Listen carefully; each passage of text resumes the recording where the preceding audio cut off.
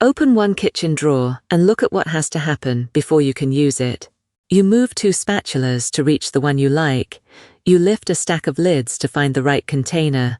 In the refrigerator, yesterday's leftovers are hidden behind a beautiful organizer. In the freezer, food you bought to avoid waste has disappeared under newer food.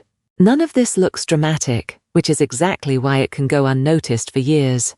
There are 12 Japanese-inspired kitchen habits that can help women over 40 reduce clutter and waste by making the kitchen easier to see, use and reset.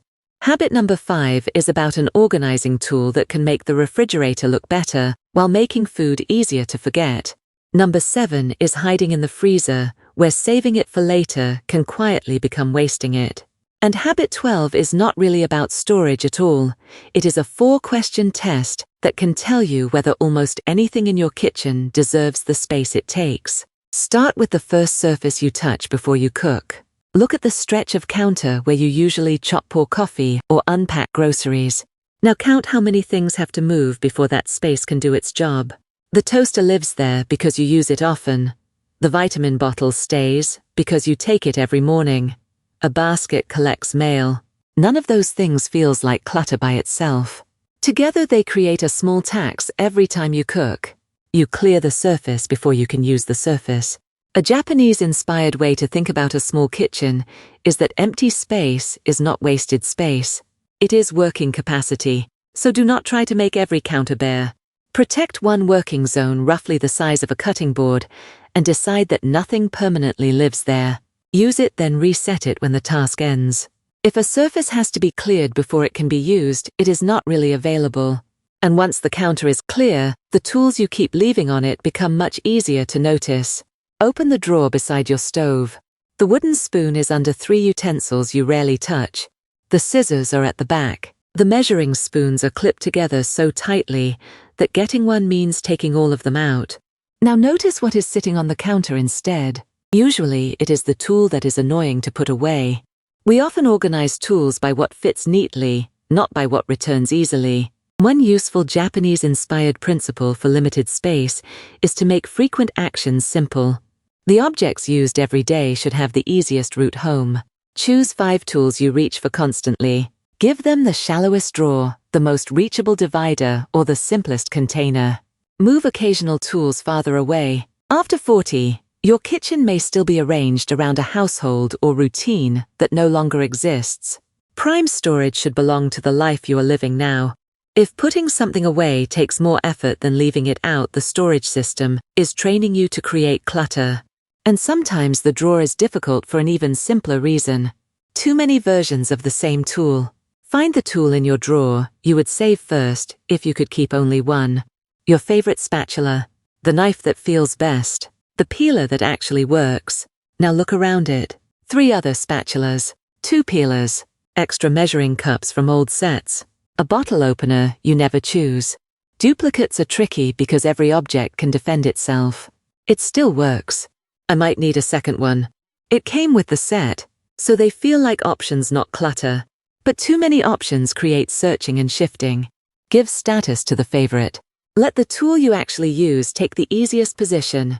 Then ask each duplicate whether it has a genuinely different job. If yes, keep it. If not, move it out of prime space and decide whether it deserves to stay. A duplicate stops being convenient when it makes the favorite harder to reach. And the same problem becomes much bigger where containers and lids live. Open the food container cabinet. There are round containers, square containers, glass bases, plastic bases, lids from old sets, lids from new sets, and at least one lid that seems to belong to nothing. The cabinet may be full because you need containers, but it may also be full because every container belongs to a different system. More formats create more matching. More matching creates more searching. A simpler Japanese-inspired approach is to reduce variation. Choose the 2 or 3 sizes you actually use most. Keep lids where they can be recognized quickly. When a container wears out, do not automatically replace it with a completely different style just because it is on sale. A container is not simplifying your kitchen if finding its lid creates another job. And the best container is not just the one that stacks well. It is the one that helps you remember what is inside. This is habit number 5, the one I mentioned at the beginning. Look for the most organized looking shelf in your refrigerator. Matching bins can make everything appear calm, but if they are opaque deep or packed too tightly, they can create a strange problem. The refrigerator looks better while the food becomes harder to see. Half a cucumber disappears behind a container. Leftovers sit under a lid you cannot see through.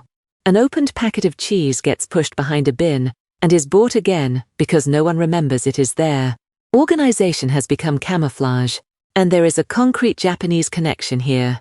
Japanese government food loss guidance recommends making refrigerator contents easier to see, leaving some free space, and using clear containers so the food inside is visible. So the goal is not simply to make the refrigerator look organized.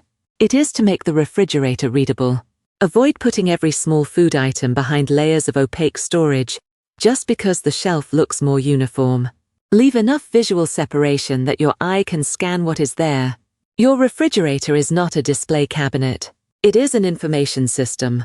If organization hides food, it is decoration, not organization. And once food is visible, one question becomes more important.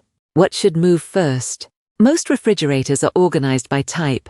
Dairy with dairy, vegetables in the drawer, condiments in the door. But food does not only have a category, it also has time. The yogurt you bought yesterday and the yogurt that should be eaten soon may sit in the same row, even though one needs attention now. Japanese food loss guidance specifically recommends putting meals and ingredients you want to finish soon in a noticeable place. You can turn that into one small use first zone. It can be the front corner of a shelf, one clear tray, or one designated area.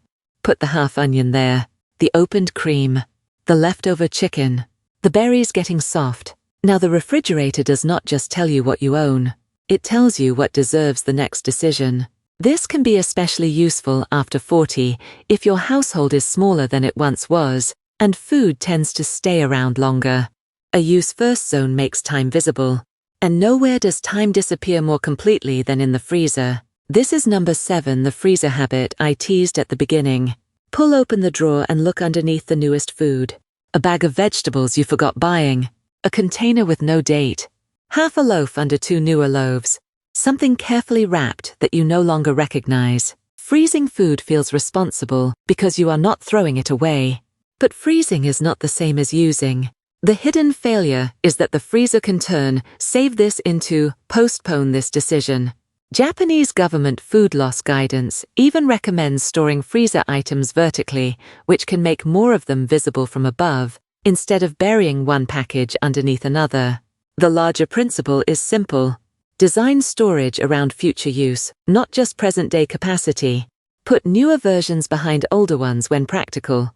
Freeze in portions you can realistically use. Label foods that will be difficult to recognize later. And before something goes into the freezer, ask, what meal is this likely to become? If you cannot imagine the return path, freezing may simply be hiding the waste. The freezer should behave like a queue, not an archive. And once food starts moving forward, the way you shop begins to change too. Before making the grocery list, do a 3-minute walk. Fridge, freezer, pantry. Do not clean anything. Just look. What is already open? What is almost finished? What could become dinner? What ingredient keeps getting pushed to the back? This is also directly supported by Japanese consumer guidance. Japan's Consumer Affairs Agency recommends checking what is already in the refrigerator and food pantry before shopping, then buying the amount you actually expect to use. That reverses the normal order of shopping. Instead of beginning with, what do I want to buy? Begin with, what is already asking to be used?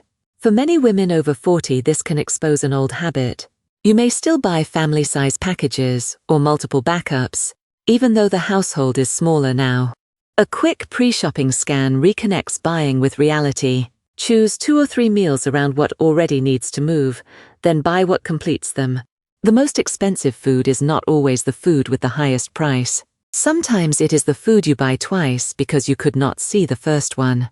And the pantry is where that often happens. Open the pantry and count the just-in-case items behind the one currently in use. 1 extra bottle of olive oil may be sensible. 4 bottles are inventory. Backups feel like preparation, which is why they are hard to question. But every backup takes space from the information your pantry is trying to show you. The fuller the shelf becomes, the harder it is to know what is already there. Japanese food loss guidance also recommends deciding where foods belong and setting a rule for when regular staples should be replenished. You can make that rule very simple. For many products, one open item and one backup may be enough. Your number can be different. What matters is deciding before the shelf fills. When the backup moves into use, the item goes back on the shopping list, not before. A backup stops being useful when it makes the original harder to see. And once you protect prime storage from unnecessary inventory, another category becomes impossible to ignore. Open the cabinet where you keep glasses and serving pieces. Your everyday bowl may be behind formal dishes. The mug you use every morning may share the easiest shelf with 12 cups you bring out twice a year. A large platter may have to move every time you want something smaller. None of these objects is wrong to keep. The problem is location. Prime kitchen space should support prime kitchen activity. If you host occasionally, but make breakfast every day, the daily bowl should not live behind the party bowl. Move rare-use items higher-lower or into secondary storage if you have it. Keep easy shelves for objects that move through your hands constantly. After 40 kitchen storage can preserve an older version of family life. Larger gatherings. Children at home. Routines you once needed. You do not have to discard those objects to stop organizing daily life around them. A kitchen should not make the present move around the past. And when everyday objects have easier homes, resetting the room becomes much simpler. At the end of the day, look at the kitchen and say, I need to clean all of this. The job can immediately feel bigger. Sink, counters, table, stovetop, containers, recycling. One project. And a large project can feel much easier to postpone. Instead, reset one zone. Reset the sink, then the working counter, then the coffee area. Each zone has a visible finish line. This is not a trick to make you clean more. It stops small, unfinished tasks from combining into one heavy job. A glass stays beside the sink. A package stays on the counter. A container waits for its lid. One unfinished zone slowly becomes several. A Japanese-inspired reset mindset focuses on restoring function rather than creating perfection. The question is not, is the whole kitchen finished? It is this area ready for its next use? And that leads directly to habit 12, because every habit in this list is really testing the same thing. Here is the final habit. It is not another organizer. It is 4 questions. Can you see it? Can you reach it? Can you use it? Can you put it back easily? Run almost anything in your kitchen through that test. A favorite pan hidden behind 5 others. A pantry shelf so full you cannot see the back. A refrigerator bin concealing leftovers. A guest platter blocking everyday bowls. A utensil divider that looks perfect but makes your best tool awkward to return. If an object or system repeatedly fails those 4 questions, the problem may not be your discipline. The system may simply be carrying too much. We often judge storage by capacity. How many containers fit? How many pans fit? How many groceries fit? But maximum capacity is not maximum usefulness. A drawer packed completely full technically stores more while demanding more searching, moving and deciding every day. A Japanese-inspired way to rethink that is to protect flow. Leave enough room for objects to move. Enough visibility to know what you own. Enough simplicity that putting something away does not become another task. The goal is not to own as little as possible. The goal is to make the kitchen ask less from you. Do not reorganize your whole kitchen after this video. Open one drawer, one shelf, or one section of the refrigerator and use the 4-question test. Can you see it? Reach it? Use it? Put it back easily? Fix the first no. Maybe that means clearing one section of counter, moving your favorite spatula forward, creating a use first zone, or removing 3 lids that fit nothing. For women over 40, a calmer kitchen does not have to come from becoming better at managing more things. Often it comes from needing fewer decisions to make ordinary life work. A useful kitchen is not the one that holds the most. It is the one that asks less from you every day. Choose the friction you notice every day. Change that one first, and watch whether the kitchen becomes easier to reset without extra effort. When one small system starts working better, the next problem usually becomes much easier to see.